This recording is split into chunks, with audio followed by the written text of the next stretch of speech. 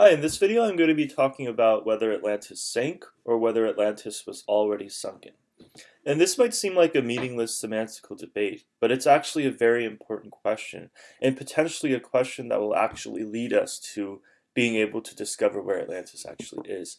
And I'm going to be dividing this into two parts, and this is the first part of the presentation. It's a subtle but important distinction. Atlantis is commonly described as being either an island continent that sank into the ocean, or a continent that was sunken. Subtle distinction is normally ignored. For example, but what are the three different alternatives? Actually, there's three different alternatives. In the title, I implied that there were two, but there are three. And these three alternatives for the destruction of Atlantis are quite simple and really obvious from a common sense standpoint. Atlantis sank and the sea rose, or the sea rose, or a combination of both. But let's just kind of say that there's a predominant contributor to the destruction. That could happen if Atlantis sank, or it could happen if Atlantis stayed where it was and then the sea rose. That would achieve the result of Atlantis having been brought underneath water. And so these two alternatives are the ones that people focus on. And mostly every theory that tries to explain Atlantis and its ultimate destruction resorts to either this alternative right here or this one, either one of these two alternatives. But remember what we were saying earlier. Remember the title of the presentation, which is "Was Atlantis Sunken?" The second part, and that is actually a third alternative. And in this video, I'm going to be really describing what the meaningful difference between Atlantis sank and Atlantis already sunken was. It's clear to see that the sea rose here is the one that really doesn't fit. It's clearly different from the other two. But Atlantis sank versus Atlantis was already sunken. That distinction is a very relevant one, and it's very important. I'll get to that just in a moment. First of all, I just want to say why Atlantis sinking is not a very reasonable explanation. And that's that geological theories do not allow land masses as large as Atlantis was described as being by Plato to sink overnight. And there's no reason to suggest, other than the Atlantis story, because there's no reason to suggest other than the Atlantis theory, that's just that presently established geological theories are wrong.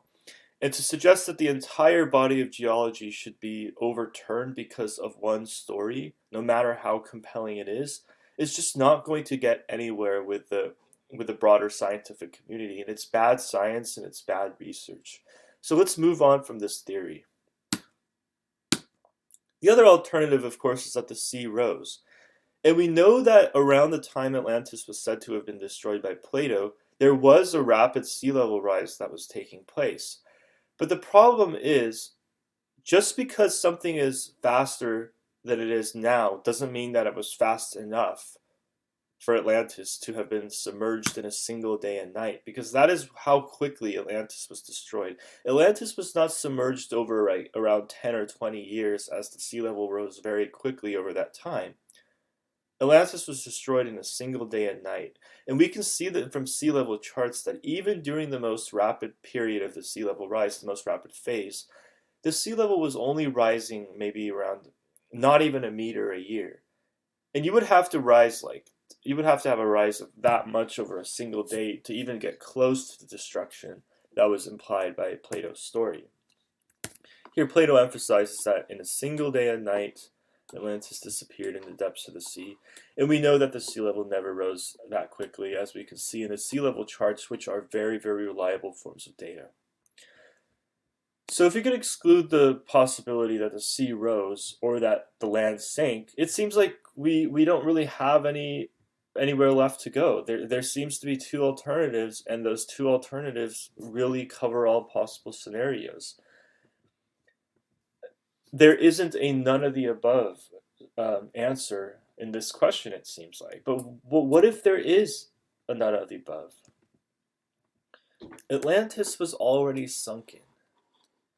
Now, what does this even mean, and how is this meaningfully different from the theory that Atlantis sank? Well, in the first alternative, which was that Atlantis was destroyed because it sank, it was assumed that the island continent was above sea level prior to its sinking, while it was below sea level after its sinking. And that the fact that it's now under the water, means that it sank from a state where it was above the sea down into a state where it's below the sea. And the second assumption is clearly reasonable and warranted. Atlantis was swallowed up by the sea, so it's safe to presume it is underwater now and below sea level now. It's safe to assume that Atlantis is below sea level after its destruction. But the assumption that we've been making about the elevation of Atlantis before it was destroyed, that it was above sea level prior to its destruction and sank to below sea level, that assumption seems just as reasonable as the second, right? It was above. People were clearly living in this civilization, so it must have been above sea level before its destruction. But as we will see, that assumption is not necessarily warranted. And that's because in this world, there are many below sea level areas of land still today that are located below sea level but are still dry. Most of the time, that is. For example, New Orleans is below sea level.